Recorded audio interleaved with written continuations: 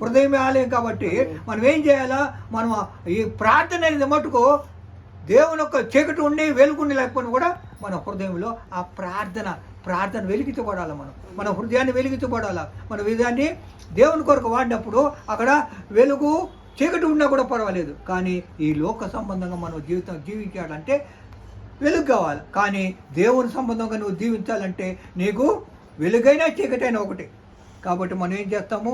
దేవుని యొక్క సన్నిధిలో ప్రార్థన చేయడానికి దేవుడు ఇక్కడ ఏమంటున్నాడంటే, మనము పాపము లేని వారు మనం చెప్పుకునేటలా మనల్ని మనము ప్రార్థన చేసేటప్పుడు దేవుని సన్నిధిలో, అయ్యా నేను పాపినయ్యా, నా పాపాలు కడిగివేయి, నా పాపాల గురించి నేను నీ సన్నిధిలో మొరుపెడుతున్నాను, నువ్వు నా పాపాలు కడిగివేసి నన్ను దీవించి ఆశీర్వదించినే నేను నిత్యవారసంత పరలోక రాజ్యం పోతానని చెప్పి మనం ఏం చేయాలా? ఆ పాపాల కొరకు క్షమాపణ పొందాలి. లేకపోతే క్షమాపణ పొందకపోతే మనం ఎందుకు పనికిరాను. కాబట్టి దేవుడు ఏమంటున్నాడంటే, నీ యొక్క తలంపు మాటల క్రియలు ఎట్టుండాలా? దేవునికి విరోధంగా ఉండకూడదు. కానీ ఒకవేళ నీ తప్పితవి అపవాది చేత శోధించబడి నువ్వు దేవునికి విరోధంగా ఒక కార్యం చేసినాడు, దాన్ని వెంటనే ఏం చేయాలా? దేవుని అసలు మొరపెట్టాలా, దేవుని అడుక్కోవాలా, దేవుని. కాబట్టి మన పాపములను మనము ఒప్పుకొని ఎడలా ఆయన నమ్మదగిన వాడు, నీతిమంతుడు, నమ్మకమైన వాడు. ఏం మన ఒప్పుకున్న ఇప్పుడు మనం చూసినట్లయితే ఇద్దరు ఒక ధనవంతునికి ఇద్దరు కుమారులు ఉన్నారు. ఇద్దరు కుమారులు దేవుని సమానంగా చూసుకుంటున్నాడు తండ్రి ధనవంతుడు. అందరి వారికి ఏ లోటు లేదు, ఆహార విషయంలో లోటు లేదు, జీవితంలో ఏమి లోటు లేకుండా వాళ్ళు సంతోషం, సమాధానం, ఆరోగ్యంగా జీవిస్తారు. కానీ చిన్న కుమారుడు ఏం చేసినాడంటే, ఉన్నట్టుకుంటే ఆయనకు ఆలోచన పుట్టిందంట, తండ్రి నా ఆస్తిలో నా భాగం చేయి, నాకు ఇవ్వండి అంటే, తండ్రి ఏం చెప్పినాడు? తన ఆస్తిని అంతా కూడా ఇద్దరు కుమారులకు పంచినప్పుడు చిన్న కుమారుడికి రావాల్సిన ఆస్తి వచ్చేసింది, పెద్ద కుమారుడికి రావాలి. కానీ చిన్న కుమారుడు ఏం చేసినాడు? కొన్ని రోజులు అట్టా ఆ యొక్క తండ్రితో అన్నతో ఉండి కలిసి ఉండి అందరితో ఉన్నట్టు ఏం చేస్తాడు? ఆయన దూరదేశానికి ప్రయాణం అయిపోతాడట. దూరదేశానికి ప్రయాణం అయిపోయినప్పుడు అక్కడ ఏం చేస్తాడు? ఆయన దేవుని నామానికి విరుద్ధంగా నడుస్తాడు. తండ్రి చెప్పిన మాటలు వినలేదు.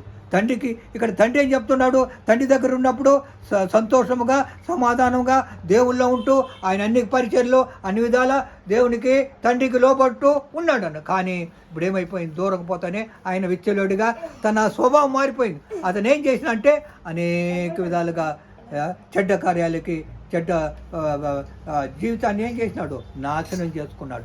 నాశనం చేసుకునేది కాకుండా ఆయన దగ్గర ఉన్నట్టు కంపెనీ, ఆయన దగ్గర ఉన్నట్టు ప్రతి ఒక్క పాపమనే కాకుండా, ఆయన స్వభావమే కాకుండా, ఆయన తలపులు మారకుండా అన్ని విధాలు మార్చేసిన, కానీ ధనం కూడా అయిపోయిందంట. ఆ చేతులు ఉందంట. నేనేం చేసినాడు? అన్ని విధాల నష్టపోయినాడు. ఇంకా ఆయన దగ్గర ఏమీ లేదు, ఇంకా తినడానికి కూడా తిండి లేదు. అప్పుడు ఏం చేస్తాడు? ఆయన ఎక్కడన్నా పని దొరుకుతుందేమో చూసుకొని పోతే అక్కడ ఒక పందులు మేపే ఆ యజమాని దగ్గరకు పోయినాడంట.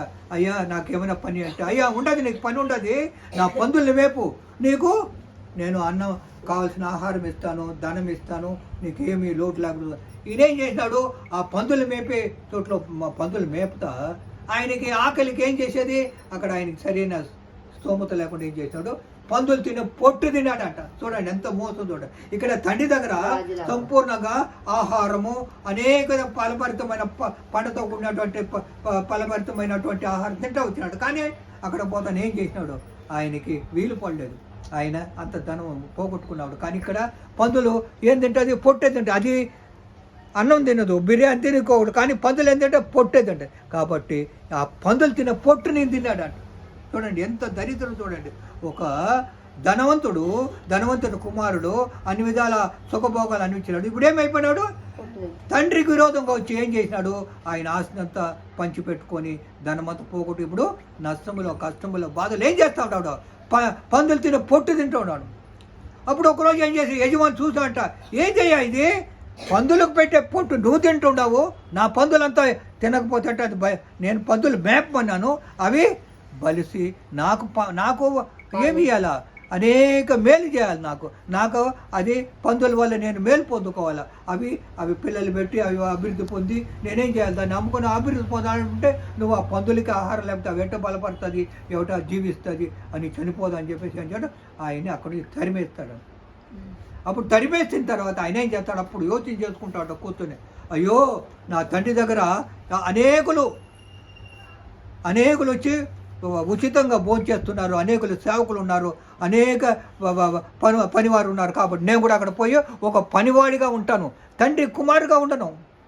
నేను పోగొట్టుకుని ఆయన పాదాలు పట్టుకొని క్షమాపణ అడుగుతానని చెప్పి పోయి ఏం చేసినాడు, అక్కడ తండ్రి దగ్గర తండ్రి కుమారుడు వచ్చి దూరంలో చూసినాడు, దూరం నుంచి తండ్రి కుమారుడు వస్తానే కౌగిలించుకున్నాడంట. కానీ అతడేమంటా, అయ్యా తండ్రి, నేను నీకు విరోధంగా పాపం చేసిన, నా సొత్తంతా పోగొట్టుకున్నా, నేను నీ మాట వినలే, నీకు దూరం అయిపోయినా, కాబట్టి నన్ను క్షమించు, నేను నీ యొక్క నాకు ఏదో నువ్వు సేవకు మీ యొక్క పనివాడుగా నన్ను పెట్టుకో అని బతిమాలతో అప్పుడు పశ్చాత్తాపడాలంట.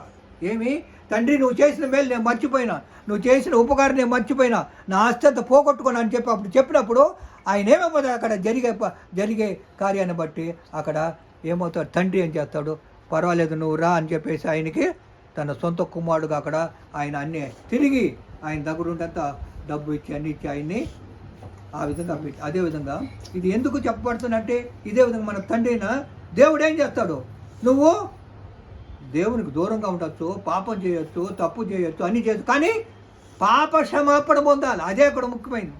పాప క్షమాపణ పొందకపోతే దేవుడు అప్పుడు మనం కూడా ఏం చేయాలా, మన ప్రతి ఒక్క రోజు తలంపుల మాటల క్రియల్లో కాబట్టి మనం ఏం చేయాలా, ప్రార్థనలో మోకాళ్ళు ప్రార్థన చేయాలి. తండ్రి, నీకు విరోధంగా నేను పాపం చేస్తున్నా, మా పితరులు మేమందరం పాపంలో పుట్టి పెరిగినాం, కానీ ఇప్పుడు నేనైతే ప్రభా నా యొక్క తలంపుల మాటల క్రియ నీకు విరోధం కూడా పాపం చేస్తున్నా, కానీ నన్ను క్షమించి ప్రభా, నన్ను క్షమించి నీవు నాకు గొప్ప విలువైన పాత్ర నన్ను వాడుకో ప్రభా, నన్ను మార్చుకో ప్రభా, నీ బిడ్డగా నన్ను చేర్చుకొని మనం ఎప్పుడు పశ్చాత్తాపడతామో అప్పుడు దేవుడు అన్ని దీవించి ఆశ్రయించి కనికరించి కటాక్షించి ప్రేమించి ఆయన ఏం చేస్తాడో నీకు సాక్షి నిలబడి నిన్ను ప్రేమిస్తాడు. దేవుని ఒక కృప నింపబడతాడు, దేవుని కాసిన కాబట్టి ఆ నిత్యవారి సైతమైన పరలోక రాజ్యానికి తీసుకొని పోతాడు. కాబట్టి మారు మనసు పొందాలి.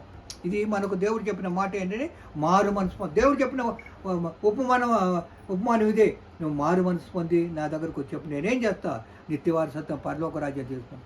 కాబట్టి మనం ఏం చేయాలా, ఆయన చెప్పిన మాటను బట్టి ఇప్పుడు